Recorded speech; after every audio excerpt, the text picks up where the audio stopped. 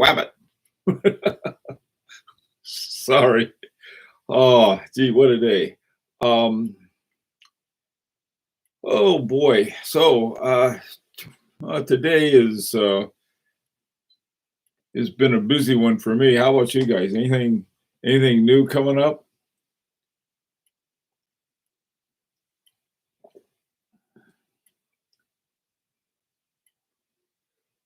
Geezer, what did you just get yesterday? Or it seems like yesterday. A CB? You got a Chronomet Blue? Hi, Bruce.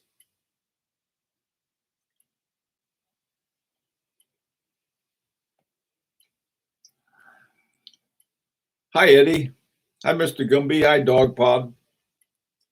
Thank you. My cup.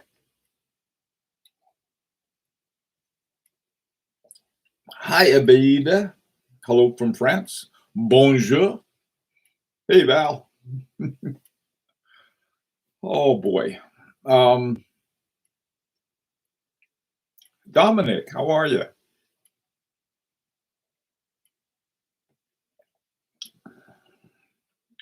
Get my afternoon zip.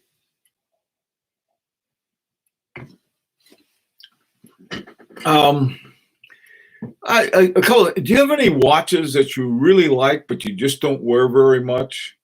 The reason I'm asking, I decided to pair my Vacheron Constantin 1972 with my. I'm wearing my H Moser all 7 days this week, and I've been pairing it with different watches. And I was working on something else, and I pulled out my 72 and thought, nah, I'll put it on. And I really like it, but I just don't wear it that much. Same with my Patek Philippe. Winding at Patek Philippe is like sort of it feels like they have jewels in there. Like you sort of have a something into a just this smooth, beautiful winding. And that Patek Philippe is from 1968, and the thing is like, God, it's really very smooth, and it's a nice watch. I just don't wear it too much, and the same with this one. And every time I wear it, I really like it. So I don't know. Do you guys have any watches like that? Let's see. Earnings before interest, taxes, and amortization. Okay.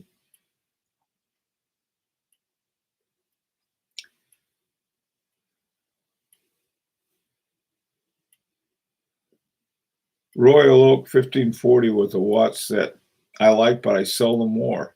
So I sold it back in March. Yeah, I had there's a difference between having a watch you don't like and return it, and then you have another one that you like but you don't wear. that's what that's what I have with my little 1972. Hi, Donald. How you doing? Hi, neglected soul. How are you doing? Lee, how are things in fracking Gulch there? Um, anyway, uh, today I thought that it might be a good time to talk about um, bad information. Hey, Daniel, I have checked and Parmesan screws are in fact black polished, even the caliber 331. Oh yeah, they've got, you know, the thing of it is that with watches like Parmigiani and Moser and stuff, you have to argue with people who don't know jack, all right, about them. They know about their watches or the ones they like, but they don't know about any others. Anyhow, that drives me nuts. Oh, let's see. Hey, Bruce, what's up? The watch I'm wearing today is my Explorer 21-4. Uh, First watch, I just don't wear it that often. Yeah, this is, and it's not that you don't like the watch. It just somehow it doesn't get worn that much. Hi, Drew Jr. Waiting for President Twitty to start speaking as Sleepy Joe calls him. Let's not talk about our whoever's in the White House, okay, or in any political office. It'll drive us all crazy. Okay. Hi, not Mark J. Ian, how are you? Simple Moser are Vacheron 56. Well, it depends on which 56 and which Moser. I like both of them, especially I think it's a day date version. I like that one a lot of the Vacheron Constant 10 and every Moser. Okay, for me, was the 15. Oh, come on, geezer, tell me what it is. What's a 1540 400? It sounds like a motorcycle. You know, like I got a Triumph 15400. Uh, I would say Moser. The 56 is not as nice. Well, Daniel, it depends on which one. They have just about well, most of the Mosers, at least all of the Mosers I have, are gold, and they have them in platinum and so forth. I don't. I think they have some in steel, but not very many. And so, to compare a steel 56 um, with a Valfourier movement versus a Moser perpetual calendar is just like they're in different planets, really. Now, if you compared the triple date, that would be another thing. I'm fired up. Great. Tell us what happened, Mark. Let's get the ball rolling on this exciting topic. Yeah, you're right. Me too. Let's see. The only 56 that's nice is the moon phase version, I'd say. They came out, Daniel, they came out with some new ones, and I think that was the moon phase one. It looked a little crowded, but still it was nice. Even the new Parmigiani's hemisphere dial colors are just off for my liking. I think they can do a better job with more attractive dials. Yeah, uh, every time I think I'd rather have another color scheme for my hemispheres, I like the one I have, and I don't like dark or black dial, but I like that one. But it's sort of got the red and the white in there. It's sort of an interesting one, but you're right. I think that might help them. I like the gold ones a lot. Okay, let me tell you what happened today. Uh, I wish Mark In were here because he might understand this a little too. You guys do also, I know. Um, on more. Oh, there you are, Mark. Hi, good. Oh, great. You just got here, Mark. Great. I'm talking about something that relates to both of us and probably some others. Okay. Recently, not too long ago, I got a Dunhill, and the particular Dunhill watch I got has a Jacques 736 in it, and I collect Jacques 736s. And Mark's got one, and some other people have them too. They're sort of neat watches, and in that they have a shape movement, and you rarely see a shape movement outside of really your higher end watches. So I thought this is sort of fun, and it's got the whole story about I think it's let me see what Jean-Pierre Jacques. Jean-Pierre. I always have problems with his first name. But anyway, Jean-Pierre Jacques got together with some other idiots and stole some gold Rolex cases. And then they were going to fabricate them in the Jacques SA with their machines and stuff. Well, they got caught, and off Jacques went to prison.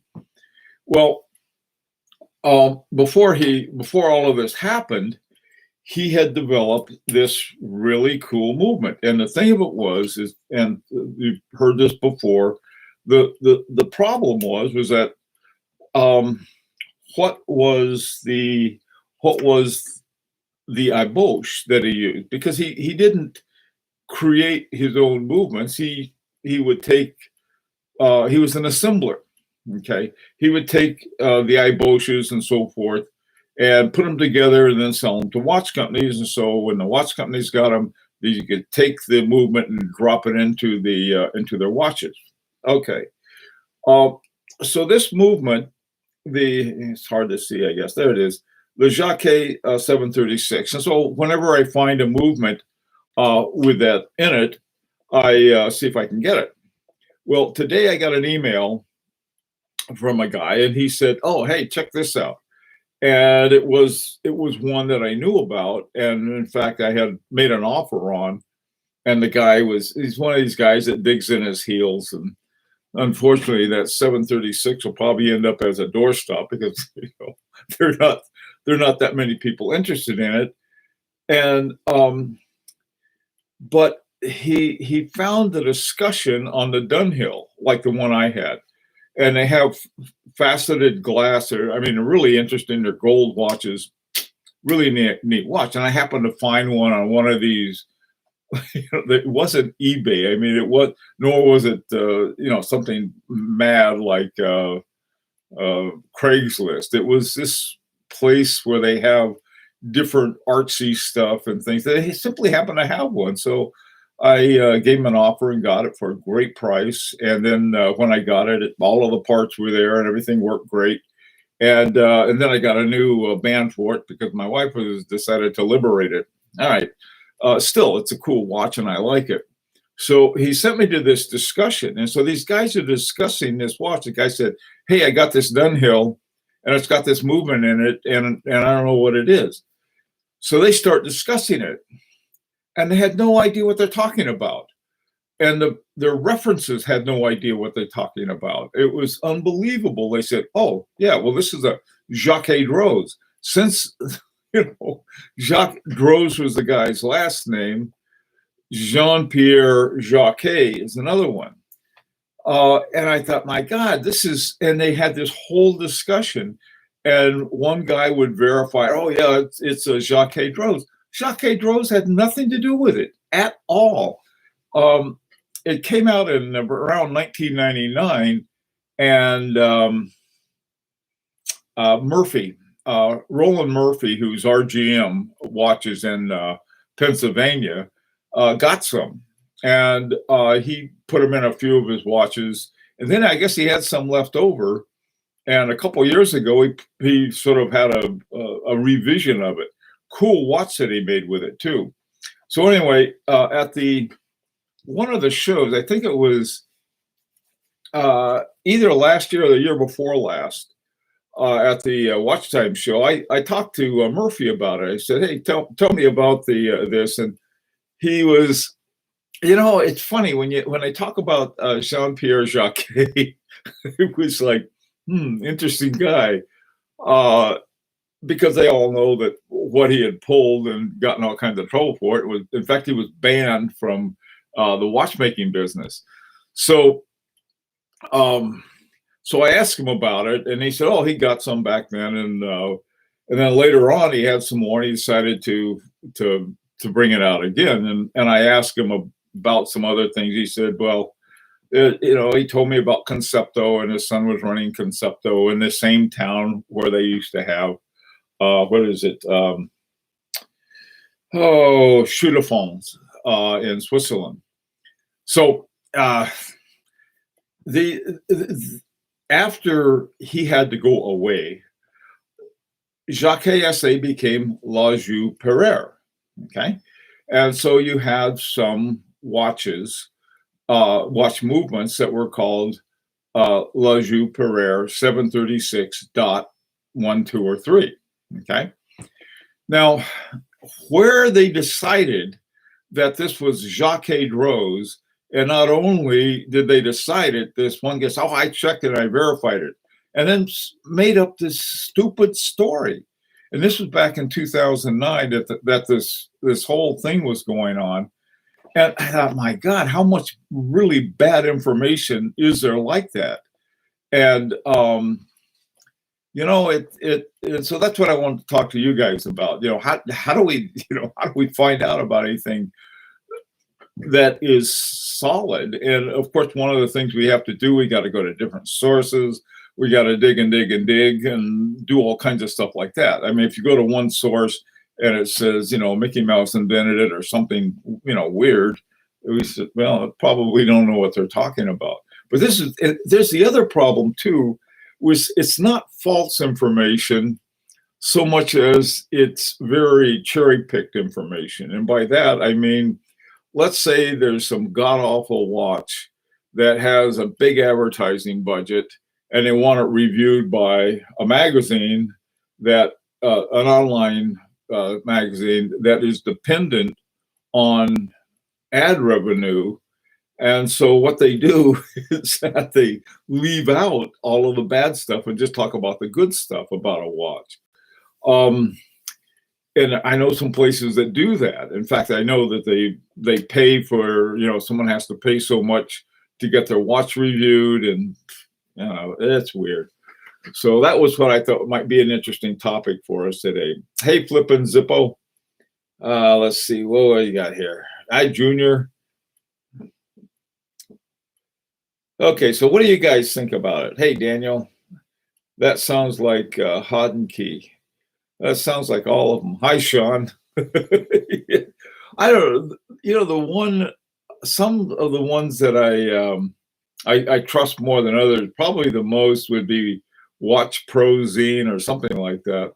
But even there, you've got some big egos. I'll put it that way. Play for play. Yeah, that's it. Yeah. Bruce, I think Clyde has ruined everybody's spelling. Oh man, so that's what I was thinking about after. Look at that. Oh, a couple other things too. I contacted Vosseur about their movements. Okay, it was either you guys or the morning group who asked me to do it. I forgot which one. And the reason I did it is that we were talking about the price of the movements. The ones from Rolf Lang are 5,000. The ones from UWD are 4,000, and the ones from Vosseur used to be 1,000. I don't know if they've gone up or not. But I put an inquiry in, was the exact movement we had talked about early on, to see what that would cost, and talk about it as an option. What do you guys think of? You like I tell you what, Flippin' Zippo, if you go to johnnycupcake.com, you can find all kinds of good stuff. I think I'm going to get one of his masks. I hope they have a big cupcake and crossbones on it. Yeah, watch habit. Okay, I find discussions and forums with 5 or more contributors are relatively trustworthy sources. They self-regulate as members contribute and correct any misinformation. Watch habit, that's exactly what this was. And they all had bad information. The ones who thought they had it right somehow said, well, I checked and found out that indeed it was Jacques-a Droz, and it wasn't. It's like, it's so crazy that they come up with these things. You can have, you can have, or it just, there's so many people who feel that they have to know something rather than stopping and wondering themselves and really dig into it. If you want, I'll show you. Let me see if I can find it. I may have thrown it out already. I was going to send you the link to it. Let me see if I can find it. Hang on a sec. And the whole thing about it is that it was a nice thing. The person who sent it to me is really grateful to see. And even after I read it. Okay, nuts. Did I throw it out already? I may have. Well, anyway, I'll do that. I'll have to dig it up later. But it was all of these people who consider themselves really well informed who weren't at all. And I think that is something, because if I've said things that have been wrong, I was mistaken about something, and if I'm corrected, I'll correct it as well. I mean, with everyone, say, hey, I thought it was this and it was this. But some people, I don't know, is that not that it matters too much, I suppose, with like, I mean, the watch industry is not going to hinge on whether or not they know where this obscure movement came from. But the whole process of it is, I don't know. Yeah. Thanks, Mark. Did you check the micro rotor one? No, I didn't. Now that one I know is Lee. Lee asked if I checked the micro rotor. This is the Vaucheur, right? I didn't check it because we were talking about going for a really economical one. The problem with an economical one, and we're talking about $1,000 movement here compared to up to a $5,000 movement. I don't know. If people would start saying, I don't know, the world would be a better place. Yeah, I agree, Val. I agree 100%. Is that, for some reason, if somebody online, you get into a watch discussion, they feel as though they have to step on the neck of anyone who disagrees with them, rather than saying, well, this is what I heard, and here's my source for it. They say, no, I can't be wrong, I'm right. And it's just, or absolutely. They love you using the word absolutely. They don't even know what it means anymore. I don't think. I'm not gonna go crazy like I did yesterday. So I'm gonna try to stay sane. Hey, Cass, how's it going?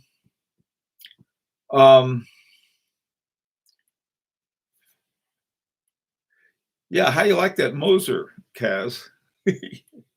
have someone to live with your, what a collection. Chopex and a Moser. I didn't ask something. Okay, some people can't admit when they are wrong, and those people are wrong a lot. They probably are, Dominic. To me, though, that's the thing about being wrong. Every now and then, Clyde tells me I'm wrong just to keep in practice. But if you're really wrong about something, that's when you learn about something. You can't learn anything new. There's nothing new that, if you're right about everything, how is anything going to be new about that? But anyway, does anyone know what year H. Moser changed their center second from Monard to Endeavor? Boy, that's a good question. I ought to know that because I've got one. That's a real good question, Clyde. Oh wait, that was Mark. Well, you guys are right next to each other. Finally got my Mac Pro back again today. Only Leinfelder deals in absolutes. Okay. Boy, they are a shock to the system. And I try to find the good in everything. Oh man. Val, the kind of pros that Clyde deals with aren't what you think. It has nothing to do with a computer company, okay? Oh, let's see. Oh, good. May have been a Malon change. Eddie, that's my hunch too. That's exactly I got the same hunch. When Malon came in, they said, what are these weird names you're using, like Monard and Maya? Well, I think they were somebody's kids or grandkids' names or something. It's named them that. But Malin may have said, we don't want that. No more ghost videos. Oh, yeah.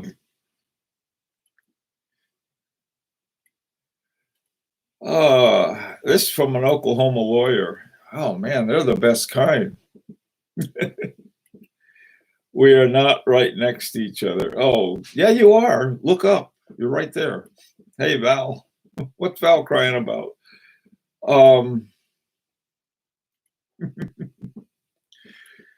Okay. Have you guys ever run into bad information and then found out later that it was bad? About a watch? The best time to find out if somebody talks about a watch as being horrible and you believe them, and then you find out later you were totally wrong, uh, that can be hurt, or vice versa. If you heard nothing but good things about a watch and you get one and the thing is terrible, that's why it's important. Val, I only have two so far. I've been working on a third one, um, and what I want to collect is one for every brand that used them. I really lucked out on that. Dunhill. I got very fortunate on that. Those are really hard to find, especially with the faceted glass and the gold. It's a cool watch. It works better with a woman. I got to admit it. But yeah, it doesn't matter. It's got the same movement as this guy. And this was I'm trying to think what was the one I found. It was Philippe. Philippe somebody or other has one. Uh, and Mercier has one, but the one they have is gold, so price tends to be up on that. Concord has a really nice one, but the guy I try to negotiate with him, and he's like, "You won't negotiate, so walk away." You can be patient with these things. They always seem to show up when you least expect it, usually right before you're buying another watch. And, oh boy. Did you ask if we ever came across bad information? Yeah. A friend of mine insists that the Explorer 16550 cream dial was an actual third color option, but it was actually a defect in the paint. Well, that's interesting. I mean, there are a lot of different things. Hi, Ronan. How you doing? It's all gone pear-shaped. Hey, Raj. I had bad info. I bought an Omega, which was advertised with a 17 joule movement. When it came, it had 15 joule movement and a different caliber number. So I sent it back, get a refund. Good for you. Good for you. I don't think we should put up with those kinds of things. Sometimes it just, like, oh man, it's not worth the hassle. Hi, Nowshed, how you doing?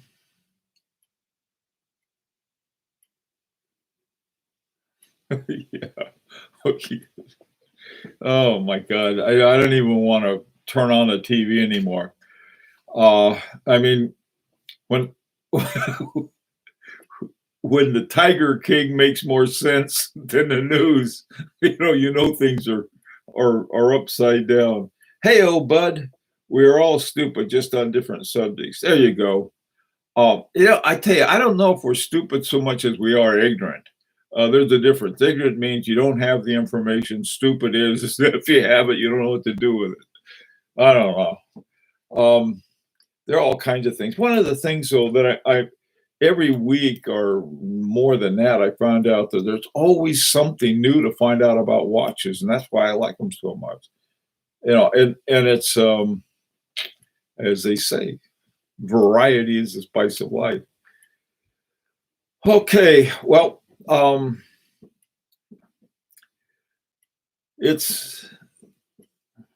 hey Bruce, have to run.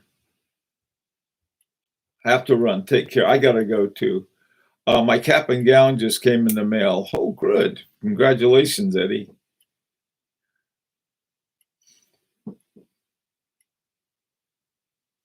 Yeah, unfortunately, and that's something.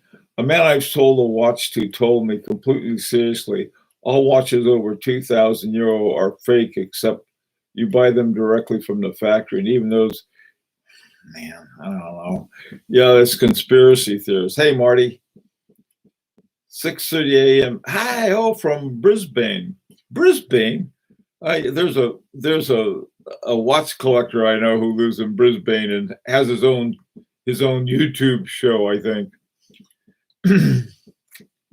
Hey, let's see what's going on. Hi, Ronan. The Palladium Mosers have double hairspring. Palladium Mosers. Yeah, I didn't realize that anything other than the Henry had the double hairsprings. Well, hello, Airtoad. How you doing? I see bad info in watch listings. Yeah, in watch listings, they are there all the time. In a way, we see them in watch advertisings when they say, I've got an IWC, 1152, and all it is a Solita they're sitting on top of, which is a shame because they do have their own movements. This one, I was looking at this retired Vacheron Constantin 1972, the ones that came out in 2013. This one came out in 99 and was from 99 to 2013, and then from 2013 until they got rid of it. This one has a Frederick Piguet movement in it. And so you'd think that, okay, so they're going to have an in-house one for the new one that came out in 2013. Well, they did have an in-house one, but it was an in-house one that was made between 1952, I think, and 1955. And so they got this little bitty movement in there, this long, skinny watch that I just think is delicious. And then, of course, nobody wanted it, but it was a cool looking watch. Oh, he's in Perth. Oh, okay. Okay, guys. Well, listen, I got to run. I will, any new information about the movements. Hey, I found a guy, by the way, some guy and his wife make dials, including enamel dials. He put a little thing on High Horology forum today. And so I was looking at his stuff. It's possible. So anyhow, Junior, everybody take care and hasta mañana. Oh yeah, we're gonna have a new video tomorrow with a whole new set of deals I found.